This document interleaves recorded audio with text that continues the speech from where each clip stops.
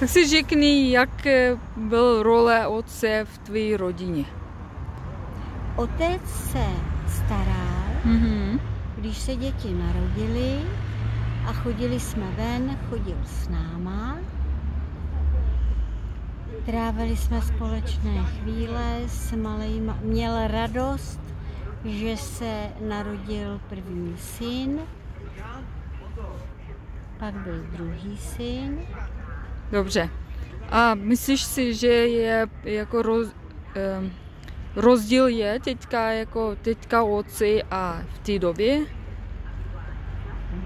Myslím, že se otec změnil ke svým synům, i když už je teď starý, a myslím, že se chová stejně,